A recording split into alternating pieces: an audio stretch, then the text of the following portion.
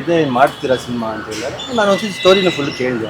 ಬೇಕು ಅಂತ ಬಂದದ್ದಲ್ಲ, ದಾರಿ ತಪ್ಪಿ ಬಂದದ್ದು. ಹೌದು, ಸಿನಿಮಾ ಆಕ್ಟಿಂಗ್ ಅಂತ ಆಸೆ ಇತ್ತು, ಬಟ್ ಅಂದ್ರೆ ಪ್ರಸ್ತುತಕ್ಕೆ ಹೋಲಿಕೆ ಇದೆ. ಮಚ್ಚು ಲಾಂಗುಗಳ ಮಧ್ಯ ಗುಲಾಬಿ ಹೂ ಬಂದ್ರೆ ಹೇಗ್ ಕಾಣಿಸುತ್ತೆ, ಹೌದು ಅನ್ನೋದು ಅನ್ಸುತ್ತೆ, ಅಲ್ಲ ಅಂತಾನು ಅನ್ಸುತ್ತೆ. ಇವ್ರಿಬ್ರು ತುಂಬಾ ಸ್ಟ್ರಾಂಗ್ ಆಗಿದ್ರೆ ನಾವ್ ತುಂಬಾ ಚೆನ್ನಾಗಿ ಕಾಣಿಸ್ಕೋತೀವಿ, ಮನೆ ಮಗಳು ತರಾನೇ ನೋಡ್ಕೊಂಡು. ಓಕೆ, ನಾನು ಏನೋ ಮಾಡ್ಬೇಕಲ್ಲ, ಫೇಮ್ ಬೇಕು ಅನ್ನೋ ಒಂಥರ ಥಾಟ್ ಬಂತು. ಈ ಸಿನಿಮಾ ಚೆನ್ನಾಗಾದ್ರೆ ಸಾಕು ಅಂತ ಅನ್ಕೊಂಡು ರಿಯಾಲಿಟಿ ಶೋ ಮಾಡಿದ್ದೆ. ಪ್ರೊಡ್ಯೂಸರ್ ಜೊತೆಗೆ ನಟನ ಜವಾಬ್ದಾರಿ ಕೂಡ ಹೊತ್ತಿದ್ರ, ಎರಡು ಹೇಗ್ ಬ್ಯಾಲೆನ್ಸ್ ಮಾಡಿದ್ರಿ? ಯಾಕಂದ್ರೆ ನಾವು ಬೆಳಿಬೇಕಂದ್ರೆ ನಾವೇ ಕಷ್ಟಪಡ್ತೀವಿ. ಎಲ್ರು ಕೆಲ್ಸ ತರಾನೇ ಇರ್ತೀವಿ, ಬೇರೆ ಕಡೆ ಹೋಗದೆ ಇರೋ ಹಾಗೆ ನೋಡ್ಕೊಳ್ಳತ್ತೆ, ನಾನ್ ಗ್ಯಾರಂಟಿ ಅದಕ್ಕೆ. ಆತ್ಮೀಯ ಕನ್ನಡ ಪಿಕ್ಚರ್ ವೀಕ್ಷಕರಿಗೆ ನಮಸ್ಕಾರ, ನಾನು ಪಲ್ಲವಿ ರಾಜ್. 2026ರಲ್ಲಿ ನಮ್ಮ ಸ್ಯಾಂಡಲ್ವುಡ್ ನಲ್ಲಿ ಸಾಕಷ್ಟು ಸಿನಿಮಾಗಳು ಬರ್ತಾ ಇದೆ. ಅದೇ ಸಾಲ್ಗೆ ಸೇರ್ಕೊಳ್ಳೋಕೆ ಫೆಬ್ರವರಿ 13ನೇ ತಾರೀಕು ಸ್ಟಾರ್ ಸಿನಿಮಾ ರೆಡಿ ಆಗ್ತಾ ಇದೆ, ರಿಲೀಸ್ ಕೂಡ ಆಗ್ತಾ ಇದೆ. ಈಗಾಗಲೇ ಸಿನಿಮಾದ ಟೀಸರ್ ನೀವು ನೋಡಿರ್ತೀರಾ, ಇಷ್ಟಪಟ್ಟಿರ್ತೀರಾ ಅಂತ ಅನ್ಕೊಂತೀವಿ. ಈ ನಮ್ಮ ಸ್ಯಾಂಡಲ್ವುಡ್ ಪಾಲಿಗೆ ಸ್ಟಾರ್ ಅನ್ನುವಂಥದ್ದು ನಿಜವಾಗ್ಲೂ ಸ್ಟಾರ್ ಕೊಡುವಂತಹ ಪದ ಅಂತ ಅನ್ಸುತ್ತೆ. ಬಿಕಾಸ್ ಕ್ರೇಜಿ ಸ್ಟಾರ್ ರವಿಚಂದ್ರನ್ ಅವರಿದ್ದಾರೆ, ಹಾಗೆ ರಿಯಲ್ ಸ್ಟಾರ್ ಉಪೇಂದ್ರ ಅವರಿದ್ದಾರೆ. ಅಂದ್ರೆ ಸ್ಟಾರ್ ಅನ್ನುವಂತಹ ಪದನೇ ನಮ್ಮ ಸ್ಯಾಂಡಲ್ವುಡ್ ಪಾಲಿಗೆ ಲಕ್ಕು ಅನ್ಸುತ್ತೆ. ಸೊ ಡಿಸ್ಕಸ್ ಮಾಡೋಣ, ತುಂಬಾ ವಿಚಾರ ಇದೆ ಸಿನಿಮಾ ಟೀಮ್ ಜೊತೆಗೆ ಡಿಸ್ಕಸ್ ಮಾಡ್ಲಿಕ್ಕೆ. ಸೊ ಸದ್ಯಕ್ಕೆ ನನ್ನ ಜೊತೆಗೆ ಸಿನಿಮಾದಲ್ಲಿ ಹೀರೋ ಆಗಿ ಹಾಗೆ ಸಿನಿಮಾಕ್ಕೆ ಬಂಡವಾಳ ಹಾಕಿರುವಂತಹ ಪ್ರೊಡ್ಯೂಸರ್ ಶರತ್ ಪ್ರಕಾಶ್ ಅವರಿದ್ದಾರೆ. ಸೊ ವೆಲ್ಕಮ್ ಮಾಡ್ತೀನಿ ಸರ್. ನಮಸ್ತೆ, ಹೇಗಿದ್ದೀರಾ? ನಮಸ್ತೆ, ನಿಮಗೂ ಮತ್ತೆ ನಿಮ್ಮ ವೀಕ್ಷಕರಿಗೆ ಮತ್ತೊಮ್ಮೆ ನಮಸ್ಕಾರ. ಚೆನ್ನಾಗಿದ್ದೀನಿ ನಾನು, ನೀವು ಹೇಗಿದ್ದೀರಾ? ನಾನು ತುಂಬಾ ಚೆನ್ನಾಗಿದ್ದೀನಿ. ಸೊ ಹೀರೋಯಿನ್ ರಜತಾ ರಕ್ಷಾ ಅವರಿದ್ದಾರೆ. ಸೊ ಅವರು ಕೂಡ ವೆಲ್ಕಮ್ ಮಾಡ್ತೀನಿ. ಹೇಗಿದ್ದೀರಾ ರಜತಾ ಅವರೇ? ನಾನ್ ತುಂಬಾ ಚೆನ್ನಾಗಿದ್ದೀನಿ, ನೀವ್ ಹೇಗಿದ್ದೀರಾ? ನಾನು ಚೆನ್ನಾಗಿದ್ದೀನಿ. ಸೊ ಸರ್, ಮೊದಲನೇದಾಗಿ ನಿಮ್ಗೆ ಸ್ಟಾರ್ ಅನ್ನುವಂಥದ್ದು ನಮ್ಮ ಸ್ಯಾಂಡಲ್ವುಡ್ ಪಾಲಿಗೆ ಒಂಥರ ಲಕ್ ತರುವಂತಹ ಹೆಸರು. ಈ ನಿಮ್ ಸಿನಿಮಾಗೆ ಸ್ಟಾರ್ ಅಂತ ಯಾಕೆ ಇಟ್ಟಿದ್ದು? ಡೆಫಿನೆಟ್ಲಿ ನಂಗೆ ಅದು ತುಂಬಾ ಖುಷಿ ಇದೆ. ಯಾಕಂದ್ರೆ ಈ ಟೈಟಲ್ ನಮ್ಮ ಡೈರೆಕ್ಟರ್ ಇಟ್ಟಿದ್ದು, ಟೈಟಲ್ ಸ್ಟಾರ್ ಅಂತ. ಸೊ ನನಗೂ ಗೊತ್ತಿಲ್ಲ ಈ ಸಿನಿಮಾಗೆ ಇದೇ ಟೈಟಲ್ ಬರುತ್ತೆ ಅಂತ. ಸೊ ಏನಾಯ್ತು ಅಂದ್ರೆ ವಿಷಯ, ಇದಕ್ಕೂ ಮುಂಚೆಗೆ ಬೇರೆ ಪ್ರೊಡ್ಯೂಸರ್ ಬೇರೆ ಹೀರೋ ಇದ್ರು ಈ ಸಿನಿಮಾಗೆ. ಸೊ ನಮ್ಮ ಡೈರೆಕ್ಟರ್ ನನ್ನ ಬಂದು ಅಪ್ರೋಚ್ ಮಾಡಿದಾಗ ಒಂದು ಕ್ಯಾರೆಕ್ಟರ್ ಮಾತ್ರ, ಅದೊಂದು ವಿಲನ್ ಕ್ಯಾರೆಕ್ಟರ್, ನೆಗೆಟಿವ್ ಕ್ಯಾರೆಕ್ಟರ್, ತುಂಬಾ ರಾ ಆಯ್ತು ಅದು. ಸೊ ನನಗೂ ಇಷ್ಟ ಆಯ್ತು, ಆ ಕ್ಯಾರೆಕ್ಟರ್ ಒಪ್ಕೊಂಡಿದ್ದೆ. ಇನ್ ಬಿಟ್ವೀನ್ ಸ್ವಲ್ಪ ಏನೋ ಮಿಸ್ಅಂಡರ್ಸ್ಟ್ಯಾಂಡಿಂಗ್ ನಮ್ಮ ಡೈರೆಕ್ಟರ್ಗೆ ಮತ್ತೆ ಪ್ರೊಡ್ಯೂಸರ್ಗೆ ಏನಾಗಿ ಆ ಸಿನಿಮಾ ಸ್ಟಾಪ್ ಆಗೋಯ್ತು. ಪ್ರೊಡ್ಯೂಸರ್ ಸಿನಿಮಾಯಿಂದ ಆಚೆ ಬಂದ್ಬಿಟ್ರು. ಸೊ ಒಂದಿನ ನಮ್ಮ ಡೈರೆಕ್ಟರ್ ಬಂದು ನನಗೆ ಅಪ್ರೋಚ್ ಮಾಡಿದ್ರು, ಸೊ ಇದೇ ಮಾಡ್ತೀರಾ ಸಿನಿಮಾ ಅಂತ ಹೇಳಿದಾಗ ನಾನು ಒಂದ್ಸತಿ ಸ್ಟೋರಿನ ಫುಲ್ ಕೇಳಿದೆ. ಸೊ ತುಂಬ ಇಷ್ಟ ಆಯಿತು. ಅಂದರೆ ಸಬ್ಜೆಕ್ಟು ಸ್ವಲ್ಪ ರಾ, ನನಗೂ ಅದೇ ಥರ ಒಂದು ಬೇಕಿತ್ತು ಸಿನಿಮಾ ಮಾಡಬೇಕಂತ. ಯಾಕಂದ್ರೆ ನನಗೂ ಸ್ವಲ್ಪ ಅದೇ ಟಚ್ಚಲ್ಲಿ ಬೆಳ್ಕೊಂಬಂದಿದ್ದೆ ನಾನು. ಸೊ ಹಾಗಾಗಿ ಈ ಸಿನಿಮಾ ಸಬ್ಜೆಕ್ಟ್ ಕೇಳಿದಾಗ ಓಕೆ, ನಾನು ಇಲ್ಲಿ ಆ್ಯಕ್ಟ್ ಮಾಡ್ಬೋದು ಅಂತ ಅನಿಸ್ತು. ಸೊ ಆಮೇಲೆ ಯೋಚನೆ ಮಾಡಿದ್ದು ಪ್ರೊಡ್ಯೂಸ್ ಮಾಡೋಣ ಅಂತ. ಸೊ ನಮ್ಮ ಡೈರೆಕ್ಟರ್ ಸ್ವಲ್ಪ ಒಂದಷ್ಟು ಚೇಂಜಸ್ ಮಾಡಿಕೊಂಡು ಸ್ಟೋರಿ ಮೇಲೆ ಬಂದು ಮತ್ತೆ ಇನ್ನೊಂದು ಫೈನಲ್ ಸಬ್ಜೆಕ್ಟ್ ಹೇಳಿದಾಗ ನನಗೆ ತುಂಬ ಇಷ್ಟ ಆಯಿತು. ಸೊ ಅದಕ್ಕೆ ಈ ಸಿನಿಮಾ ಮಾಡೋಣ ಅಂತ ಶುರು ಆಗಿದ್ದು ಸ್ಟಾರ್ ಅಂತ. ನೀವು ಸ್ಟಾರ್ ಪ್ರಪಂಚಕ್ಕೆ ಹೇಗೆ ಬಂದದ್ದು? ಆಗ್ಲೇ ಹೇಳ್ದಾಗೆ ಬೇಕು ಅಂತ ಬಂದದ್ದಲ್ಲ, ದಾರಿ ತಪ್ಪಿ ಬಂದದ್ದು. ಹೌದು, ಗೊತ್ತೋ ಗೊತ್ತಿಲ್ದೇನೋ ಈ ಸ್ಕ್ರಿಪ್ಟ್ ಪೂಜೆಗೆ ನಾನು ಹೋಗಿದ್ದೆ ಗಣೇಶ ದೇವಸ್ಥಾನಕ್ಕೆ. ಸೊ ಅಲ್ಲಿ ಎಲ್ಲ ಪೂಜೆ ಆಯ್ತು. ಪೂಜೆ ಆದ್ಮೇಲೆ ಸರ್ ಕೇಳಿದ್ರು ಈ ಥರ ಮಾಡ್ತೀರಾ ಅಂತ. ಇದಕ್ಕೂ ಮುಂಚೆ ತಲ್ವಾರ್ ಸಿನಿಮಾನಲ್ಲಿ ನಾನು ಆ್ಯಕ್ಟ್ ಮಾಡಿದ್ದೀನಿ, ಹಾಗೆ ಆ್ಯಡ್ ಮಾಡಿದ್ದೀನಿ, ಆ್ಯಂಕರಿಂಗ್ ಎಲ್ಲ ಮಾಡ್ತಾ ಇದ್ದೆ. ಸೊ ಸಿನಿಮಾ ಆ್ಯಕ್ಟಿಂಗ್ ಅಂತ ಆಸೆ ಇತ್ತು, ಬಟ್ ಅಷ್ಟು ಸೀರಿಯಸ್ ಆಗಿ ಯೋಚನೆ ಮಾಡಿರಲಿಲ್ಲ. ಬಟ್ ಸರ್ ಕೇಳಿದಾಗ, ಅದು ದೇವ್ರ ಮುಂದೆ ಕೇಳಿದಾಗ ಬೇಡ ಅನ್ನೋದು ಬೇಡ, ಮೇ ಬಿ ಏನೋ ಒಂದು ಚೇಂಜಸ್ ಆಗ್ಬೋದು ಲೈಫಲ್ಲಿ ಅಂತ ಅನಿಸಿ ಒಪ್ಕೊಂಡಿದ್ದಂಥದ್ದು. ಕತೆನೂ ತುಂಬ ಇಷ್ಟ ಆಗಿ ಕತೆ ಕೇಳಿದ್ಮೇಲೆ ನಾನು ಓಕೆ ಅಂತ ಹೇಳಿದ್ದೆ ಸಿನಿಮಾಗೆ. ಓಕೆ ಸರ್, ಟೀಸರ್ ನೋಡಿದಾಗ ಒಂದು ರೌಡಿಸಮ್ ಏನೋ ಸ್ಟೋರಿ ಹೇಳ್ತಾರೋ ರೀತಿ ನಮಗೆ ಕಾಣಿಸ್ತು. ಸೊ ರೌಡಿಸಮ್ ಓರಿಯೆಂಟೆಡ್ ಸ್ಟೋರಿನ ಹೇಗೆ? 100% ರೌಡಿಸಮ್ ಬ್ಯಾಕ್ ಡ್ರಾಪ್ ಇರೋಂಥ ಸಿನಿಮಾ. ಯಾಕಂದರೆ ನಮ್ಮ ಡೈರೆಕ್ಟರ್ ತುಂಬ ಚೆನ್ನಾಗಿ ಪ್ಲ್ಯಾನ್ ಮಾಡ್ಕೊಂಡಿದ್ರು ಸಿನಿಮಾನ, ಹೆಂಗೆ ತೋರಿಸ್ಬೇಕು, ಏನು ಮಾಡಬೇಕು ಅಂತ. ಸೊ ಹಾಗಾಗಿ ಈ ಸಬ್ಜೆಕ್ಟ್ ನನಗೂ ಮಾಸ್ ಇರೋದ್ರಿಂದ ನನಗೂ ತುಂಬ ಇಷ್ಟ ಆಯಿತು. ಓಕೆ ಮಾಡೋಣ ಅಂತ ಸಿನಿಮಾ ಶುರು ಆಗಿರೋದು. ಇದೆಲ್ಲ ಓಕೆ, ನಿಮ್ಮ ಪಾತ್ರದ ಬಗ್ಗೆ ಹೇಳೋದಾದ್ರೆ? ಈ ಪಾತ್ರ ಹೇಗಂದ್ರೆ, ಒಬ್ಬ ಅನಾಥ, ಅವನು ಅವನಿಗೆ ತಂದೆ ತಾಯಿ ಯಾರಂತಾನೆ ಗೊತ್ತಿರಲಿಲ್ಲ. ಸೊ ಹುಟ್ಟಾನೆ ಅವನ್ನ ಸ್ಮಶಾನದಲ್ಲಿ ಬೆಳಿತಾನೆ. ಹುಟ್ಟಾನೆ ಸ್ಮಶಾನದಲ್ಲಿ ಅಂದ್ರೆ ಆಚೆ ಹುಟ್ಟಿರ್ತಾನೆ. ಅವ್ರ ತಾಯಿನ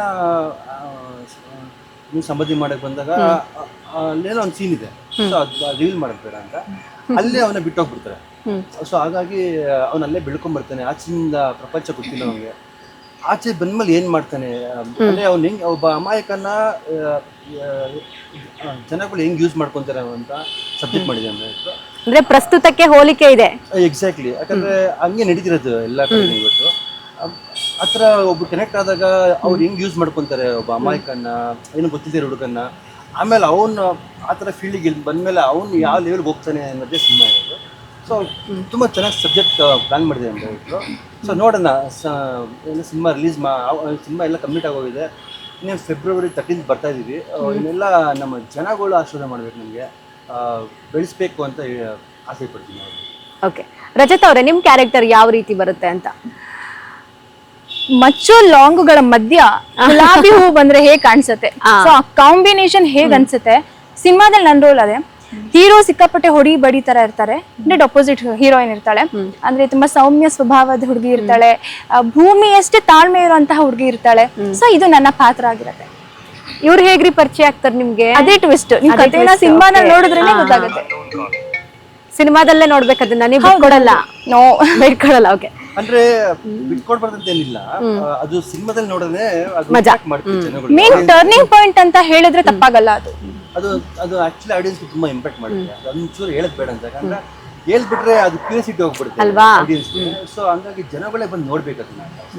ಯೂಶಲಿ ಹುಡುಗಿರು ಹೇಗಪ್ಪ ಅಂತಂದ್ರೆ, ಇವ್ರು ಹೇಳಿದ್ರು ಸ್ಮಶಾನದಲ್ಲಿ ನಾನು ಹುಟ್ಟು ಬೆಳೆದಿದ್ದು, ನಾನೊಬ್ಬ ಅಮಾಯಕ, ಜನ ಎಲ್ಲ ಯೂಸ್ ಮಾಡ್ಕೊಂಡ್ರು ಅಂತ. ಆ ತರ ಅಂತ ಬಂದಾಗ ಒಂದ್ ಸ್ವಲ್ಪ ಮನ್ಸು ಕರ್ಗುತ್ತೆ ಹುಡುಗಿರ್ಗೆ. ಆ ರೀತಿ ಏನಾದ್ರು ಆಗುತ್ತಾ ನಿಮ್ಗುನು?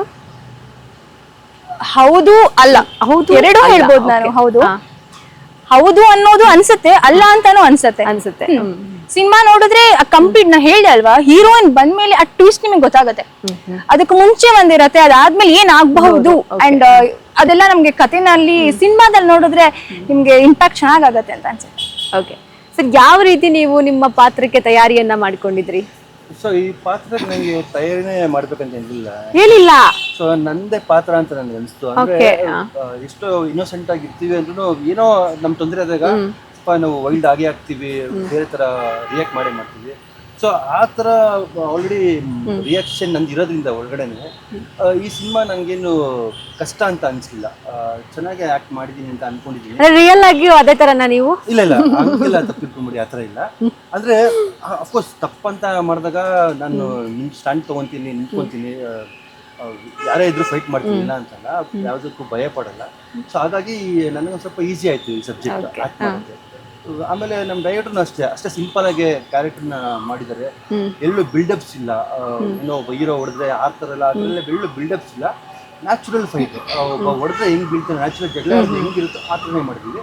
ಅಂದರೆ ಓವರ್ ನಮಗೆ ಸಿನಿಮಾನ ನ್ಯಾಚುರಲಾಗಿ ತರಬೇಕಂತ ಆಸೆ ಇತ್ತು, ಹಾಗೆ ನ್ಯಾಚುರಲಾಗಿ ಮಾಡಿದ್ವಿ. ಓಕೆ, ನೀವು ಹೇಗೆ ತಯಾರಿ ಮಾಡ್ಕೊಂಡಿದ್ದೀರಿ ರಜತ್ ಅವರೇ?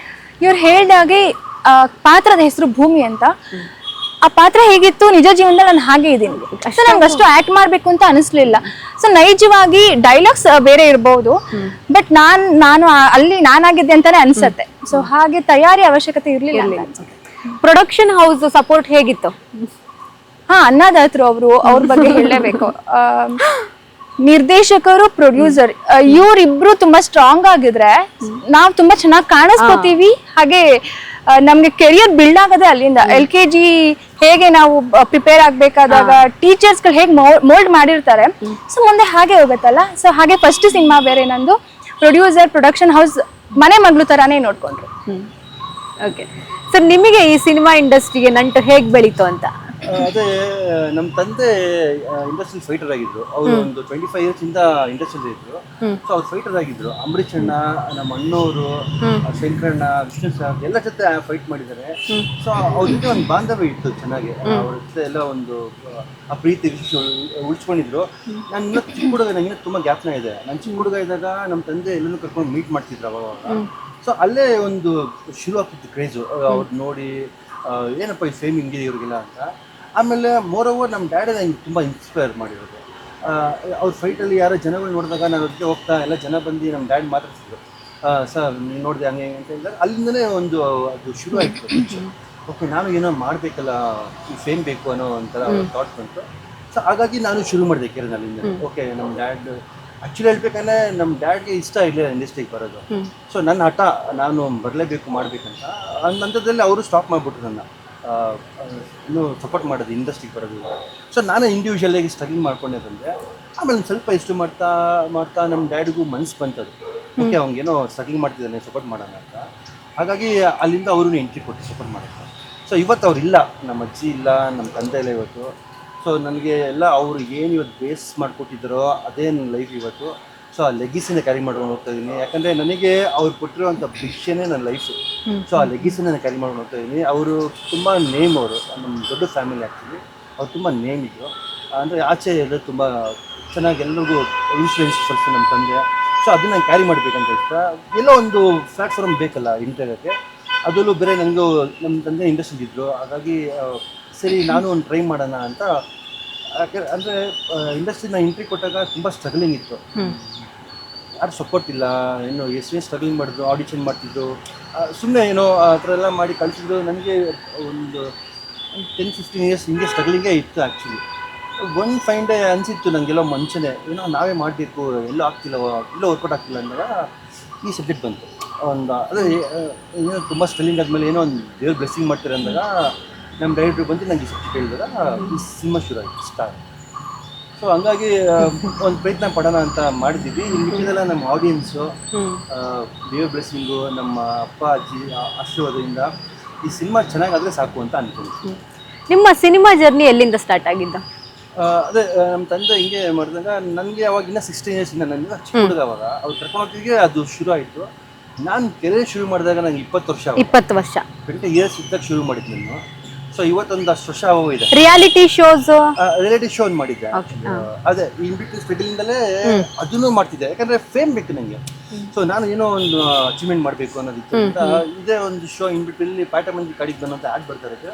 ಸೊ ಅದು ನೋಡ್ತೀನಿ, ಅಪ್ರೋಚ್ ಮಾಡ್ತೀನಿ, ಆಡಿಷನ್ ನಡೆಯುತ್ತೆ, ಎಲ್ಲ ಆದಮೇಲೆ ಸೆಲೆಕ್ಟ್ ಆಗ್ತೀನಿ. ಬಟ್ ನನ್ನ ಅಂದ್ಕೊಂಡಿದ್ದು ಒಂದು 3 ಮಂತ್ ಶೋ, ಅದು 1 ಮಂತ್ ಇದ್ಬಿಟ್ಟು ಸಾಕು ನನಗೆ ಫೇಮ್ ಸಿಗ್ಬೋದು ಅಂತ. ಸೊ ಅದು ತುಂಬ ಟಫ್ ಶೋ, ಅದು ಫಿಸಿಕಲಿ ಫೈಟ್ ಮಾಡೋದು ಎಲ್ಲ ಅದರ. ಸೊ ಹೋಗ್ತಾ ಆ ಚಾಲೆಂಜಸ್ ನಂಗೆ ಇನ್ನೂ ಇಷ್ಟ ಆಯಿತು. ಓಕೆ ಫೇಸ್ ಮಾಡೋಣ, ಏನೋ ಗೊತ್ತಾಗಲಿ ಏನೋ ಅಂದರೆ ಏನೋ ಎಲ್ಲ ಆಶೀರ್ವಾದ ವಿನ್ನರಾಗಿ ಬಂದೆ ಶೋ ನಾನು. ಸೊ ಅದಾದಮೇಲೆ ಇನ್ನೊಂದು ಕಾನ್ಫಿಡೆನ್ಸ್, ಓಕೆ ಏನೋ ಮಾಡೋಣ ಸಿನಿಮಾದಲ್ಲಿ ಅಂತ. ಇವಾಗ್ಲೂ ಒಂದಷ್ಟು ಶೋಸ್ ಅದೇ ರೀತಿ ಬರ್ತಾ ಇದೆ. ಏನ್ ಅನ್ಸುತ್ತೆ ಇವಾಗಿನ ಶೋಸ್ಗೂ ಅವಾಗಿನ ಶೋಸ್ಗೂ ಡಿಫ್ರೆನ್ಸ್? ತುಂಬಾ ಖುಷಿ ಆಗುತ್ತೆ, ಯಾಕಂದ್ರೆ ಇವಾಗಿನ ಶೋ ಎಲ್ಲ ತುಂಬಾ ಈಸಿ ಇದೆ. ಇವತ್ತಿನ ನಮ್ ಶೋ ಸ್ಟ್ರಗ್ಲಿಂಗ್ ಅಲ್ಲಿ ನಮ್ಗೆ ವಿನ್ನಿಂಗ್ ಪ್ರೈಸ್ 10 lakhs ಇತ್ತು. ಅಂದ್ರೆ ನಾನು ಎಲ್ಲೂ ದುಡ್ಡಿಗೆ ಆ ಥರ ಎಲ್ಲೂ ಹೋಗಿಲ್ಲ. ನಮ್ಮ ಬ್ಯಾಕ್ಗ್ರೌಂಡ್ ಚೆನ್ನಾಗಿರುತ್ತೆ, ನಮ್ಗೆ ಎಲ್ಲೂ ಏನು ದುಡ್ಡು ಮಾಡಬೇಕು ಅನ್ನೋ ಥಾಟ್ ಇರಲಿಲ್ಲ. ಆದರೂ ಒಂದು ಫೇಮ್ ಬೇಕು ಅನ್ನೋ ಒಂದು ಇದು. ಸೊ ಶೋ ವಿನ್ನರ್ ಆಗ್ತೀನಿ. ಈಗಿನ ಶೋಲೆಲ್ಲ ತುಂಬ ನಾನು ಅಬ್ಸರ್ವ್ ಮಾಡ್ತಿರ್ತೀನಿ, ನೋಡಿದಾಗೆಲ್ಲ ತುಂಬ ಈಸಿ ಶೋಸ್ ಬರ್ತಿದೆ. ಆಮೇಲೆ ಅದಕ್ಕೆಲ್ಲ ಕ್ಯಾಶ್ ಪ್ರೈಸ್ಗಳೆಲ್ಲ ಒಂದು 10 lakhs, 15 lakhs, 20 lakhs ಇದೆ, ಸಣ್ಣ ಶೋಗಿಲ್ಲ. ಸೊ ಅವಾಗ ನಂಗೆ ಅನಿಸ್ತು ನಾವು ಏನು ಸ್ಟ್ರಗ್ಲಿಂಗ್ ಮಾಡಿದ್ರೆ ಇವತ್ತು ಸ್ಪೇಗ್ ಇದೆಲ್ಲ ಚೇಂಜಸ್ ಅಂತ ಅನಿಸುತ್ತೆ. ಬಟ್ ತೊಂದರೆ ಇಲ್ಲ, ಅವ್ರವ್ರದ್ದು ಇವಾಗ ಅಂದರೆ ಒಂದೊಂದು ಲೈಫ್ ಸ್ಟೈಲ್, ಒಂದೊಂದು ಶೋ ಡಿಫ್ರೆಂಟ್, ಒಂದೊಂದು ಕಾನ್ಸೆಪ್ಟ್ ಇರುತ್ತೆ. ಸೊ ಹಾಗಾಗಿ ಐ ಡೋಂಟ್ ಮೈಂಡ್, ಪರವಾಗಿಲ್ಲ ಎಲ್ಲರದ್ದು ಅವ್ರದ್ದು ಹೋಗಿ ಅಂತ. ಬಟ್ ನಾವೇನೋ ಮಾಡಬೇಕಲ್ಲ, ಸೊ ಫಸ್ಟ್ ನಮ್ಮ ಲೈಫ್ ನೋಡಬೇಕು. ಸೊ ಹಾಗಾಗಿ ಸ್ಟ್ರಗ್ಲಿಂಗ್ ಏನು ತೊಂದರೆ ಇದ್ರೂ ಒಂದು ರಾಕ್ ಆಗಿ ನಿಂತ್ಕೊಂಡು ಮಾಡ್ತಾ ಇದ್ದೀನಿ. ಓಕೆ, ಈ ಪ್ರೊಡ್ಯೂಸರ್ ಜೊತೆಗೆ ನಟನ ಜವಾಬ್ದಾರಿ ಕೊಡೋತಿದ್ರ, ಎರಡು ಹೇಗೆ ಬ್ಯಾಲೆನ್ಸ್ ಮಾಡಿದ್ರಿ? ಅದು ಸ್ವಲ್ಪ ತುಂಬಾ ಕಷ್ಟ ಆಯಿತು ಆ್ಯಕ್ಚುಲಿ. ಯಾಕಂದ್ರೆ ನನಗೆ ಫಸ್ಟ್ ಎಕ್ಸ್ಪೀರಿಯನ್ಸ್ ಇದು ಪ್ರೊಡಕ್ಷನ್ ಮಾಡ್ತಿರೋದು. ನನಗೇನಿಸ್ತು ಅಂದರೆ ಯಾರು ಮ್ಯಾನೇಜರ್ ಇಟ್ಕೊಂಬಾರ್ದು, ನಾನೇ ಫುಲ್ ಎಕ್ಸ್ಪೀರಿಯನ್ಸ್ ಮಾಡಬೇಕು ಅಂತ ನನಗೊಂದು ಥಾಟ್ ಇತ್ತು. ಹೌದು, ತುಂಬ ಸ್ಟ್ರಗ್ಲಿಂಗ್ ಇತ್ತು. ನೀವು ಈ ಕಡೆ ಆ್ಯಕ್ಟ್ ಮಾಡಬೇಕಿತ್ತು, ಈ ಕಡೆ ಎಂಟೈರ್ ಒಂದು 7-8 ಡಿಪಾರ್ಟ್ಮೆಂಟ್ಸ್ ನೋಡಬೇಕಿತ್ತು. ಎವ್ರಿ ಡೇ ಒಂದು 100 ಜನ 150 ಜನ ಸಿನಿಮಾಯಲ್ಲಿ ಕೆಲಸ ಮಾಡ್ತಿದ್ರು. ಅದು ಎಲ್ಲರಿಗೂ ಅವ್ರವ್ರ ತಕ್ಕನಾಗೆ ಪ್ರೊವೈಡ್ ಮಾಡಬೇಕು, ಊಟ ಇರ್ಬೋದು, ಎಲ್ಲ ಫೆಸಿಲಿಟೀಸ್ನ. ಸೊ ಹಂಗಾಗಿ ಸ್ವಲ್ಪ ಕಷ್ಟ ಇತ್ತು. ಬಟ್ ನನಗೆ ಎಲ್ಲೂ ಕಷ್ಟ ಹೇಳ್ಕೊಳಕ್ಕೆ ಇಷ್ಟ ಇಲ್ಲ. ಯಾಕಂದರೆ ನಾವು ಬೆಳಿಬೇಕಂದ್ರೆ ನಾವೇ ಕಷ್ಟಪಡಬೇಕು. ಸೊ ಹಾಗಾಗಿ ಇಟ್ ವಾಸ್ ಗುಡ್, ಏನೋ ಹೋಗ್ತಾ ಪ್ರೋಸೆಸ್ ಎಲ್ಲ ತುಂಬ ಎಂಜಾಯ್ ಮಾಡಿದ್ದೀವಿ, ಎಂಟೈರ್ ಟೀಮು. ಆಮೇಲೆ ನನಗೇನಿಂದ ಖುಷಿ ಅಂದರೆ ನಮ್ಮ ಟೀಮ್ ಎಲ್ಲ ಹೇಳ್ತಾರೆ, ಸರ್ ನಿಮ್ಮ ಪ್ರೊಡಕ್ಷನಲ್ಲಿ ತುಂಬ ಚೆನ್ನಾಗಿ ಊಟ ಹಾಕಿದ್ದೀರಾ, ಇದಕ್ಕೊಂದಕ್ಕಾದ್ರೂ ನಿಮ್ಮ ಸಿನಿಮಾ ಗೆಲ್ಲುತ್ತೆ ಅಂತ ಹೇಳ್ತಾರೆ. ಅದು ನನಗೆ ಖುಷಿ ಇದೆ. ಓಕೆ ರಜತಾ ಅವರೇ, ಎಷ್ಟು ಸಾಂಗ್ಸ್ ಇದೆ ಸಿನಿಮಾದಲ್ಲಿ? ಲವ್ ಸಾಂಗ್ಸ್ ಎಷ್ಟಿದೆ? ಒಂದು ಬಿಟ್ ಸಾಂಗ್ ಇದೆ, 3 ಸಾಂಗ್ಸ್ ಇದೆ, ಲವ್ ಸಾಂಗ್ ಒಂದಿದೆ. ನೀವು ನಿಮ್ಮ ಇಬ್ಬರು ಲವ್ ಸ್ಟೋರಿನ? ಹೌದು. ಹೇಗೆ ವರ್ಕ್ ಆಗಿದೆ? ಸಿಕ್ಕಾಪಟ್ಟೆ ಚೆನ್ನಾಗಿ ಕಾಣಿಸುತ್ತೆ ನೋಡೋರಿಗೆ. ಕೆಮಿಸ್ಟ್ರಿ ತುಂಬ ಚೆನ್ನಾಗಿ ವರ್ಕ್ ಆಗಿದೆ.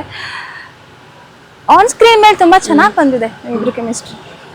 ಅಂದರೆ ಅದು ಎಕ್ಸ್ಪೀರಿಯನ್ಸ್ ಹೋಗ್ತಾ ಎಕ್ಸ್ಪೀರಿಯನ್ಸ್ನಿಂದ ಎಲ್ಲ ಈಸಿ ಆಗ್ತಾ ಹೋಗ್ತಾ ಇರುತ್ತೆ, ಏನು ಕಷ್ಟ ಅಂತ ಅನ್ಸಲ್ಲ. ಹಾಗಾಗಿ ನಾವ್ ಆಕ್ಟ್ ಮಾಡ್ತಾ ಎಲ್ಲೂ ನಾವ್ ಆಕ್ಟ್ ಮಾಡ್ತೀವಿ ಅಂತ ಅನ್ಸಲ್ಲ, ನ್ಯಾಚುರಲ್ ನ್ಯಾಚುರಲ್ ಆಗಿ ಮಾಡಿದ್ವಿ. ಈಗ ಒಂದು ಕಪ್ಪಲ್ ಹೆಂಗಿರ್ತಾರೋ ಅದೇ ತರ ನ್ಯಾಚುರಲ್ ಆಗಿ ಮಾಡಿದ್ವಿ. ಅದು ನಮ್ ಡೈರೆಕ್ಟರ್ಗೆ ತುಂಬಾ ಇಷ್ಟ ಆಗಿದೆ, ಖುಷಿ ಪಟ್ಟಿದ್ರೆ ಚೆನ್ನಾಗಿ ಬರ್ತಿದೆ ಅಂತ. ಲೊಕೇಶನ್ಸ್ ಎಲ್ಲ ಎಲ್ಲಿ ಸರ್? ಲೊಕೇಶನ್ಸ್ ಎಲ್ಲ ಬೆಂಗಳೂರಲ್ಲೇ ಮಾಡಿದೀವಿ. ಆಮೇಲೆ ತುಂಬಾ ಎಲ್ಲ ಲೊಕೇಶನ್ಸ್ ಡ್ರಾ ನಾವು ಮಾಡಿರೋದು. ತುಂಬಾ ಈ ಸ್ಲಮ್ ಇರುತ್ತಲ್ಲ, ಆಮೇಲೆ ಈ ಗುಟ್ಟಳ್ಳಿ ಗೊತ್ತಲ್ಲ ನಿಮಗೆ, ಗುಟ್ಟಳ್ಳಿ ನಾವು ಜಾಸ್ತಿ ಆಲ್ಮೋಸ್ಟ್ ಶೂಟ್ ಮಾಡಿದ್ವಿ. ಯಾಕಂದರೆ ನಮ್ಮ ಸಬ್ಜೆಕ್ಟ್ಗೆ ಅದೇ ಥರ ಲೊಕೇಶನ್ ಬೇಕಿತ್ತು. ಸೊ ಆ ಲೊಕೇಶನ್ ನಮ್ಮ ಡೈರೆಕ್ಟರ್ ತುಂಬ ಚೆನ್ನಾಗಿ ಪ್ಲ್ಯಾನ್ ಮಾಡಿ ಯಾವ ಸೀನ್ ಹೇಗೆ ಮಾಡ್ಬೇಕಂತ ಮಾಡಿದರೆ ಆಮೇಲೆ ಎಲ್ಲನೂ ವರ್ಕೌಟ್ ಆಗಿದೆ ಚೆನ್ನಾಗಿ. ಓವರಾಲ್ ಲೊಕೇಶನ್ ಶೂಟ್ ಮಾಡಿದಾಗ ತುಂಬ ಚೆನ್ನಾಗಿ ಬಂದಿದೆ. ಎಂಟೈರ್ ಟೀಮು ಅಷ್ಟೇ, ನಾವು ಇಡೀ ಟೀಮ್ ಕೂತ್ಕೊಂಡು ನೋಡ್ತಾ ಓಕೆ ಏನೋ ನಾವೇನು ಅಂದ್ಕೊಂಡಿದ್ದೀವಿ ಇನ್ನೂ ಚೆನ್ನಾಗಿ ಬಂದಿದೆ ಅಂತ ಫೀಲಿಂಗ್ ಬರ್ತಾ ಇತ್ತು. ಖುಷಿ ಇದೆ ಆ ವಿಷಯ. ಓಕೆ, ನಿಮಗೆ ಈ ಸ್ಟಾರ್ ಅನ್ನುವಂತಹ ಜರ್ನಿಯಲ್ಲಿ ನೆನಪಿನಲ್ಲಿ ಉಳಿಯುವಂತಹ ಒಂದು ವಿಷಯ ಯಾವುದು? ಒಟ್ಟಿಗೆ ಕೂತ್ಕೊಂಡು ಊಟ ಮಾಡ್ತೀವಿ ನಾವೆಲ್ಲರೂ, ಅದನ್ನ ತುಂಬಾ ಇಷ್ಟ ಆಗತ್ತೆ. ನಮ್ಮ ಸಿನಿಮಾದಲ್ಲಿ ಹೇಗಂದ್ರೆ ಎಲ್ಲರೂ ವರ್ಕೋಹಾಲಿಕ್, ಟೈಮ್ ವೇಸ್ಟ್ ಮಾಡೋದು ಆ ಥರದ್ದೇನಿಲ್ಲ. ಎಲ್ಲರೂ ಕೆಲಸ ಥರನೇ ಇರ್ತೀವಿ.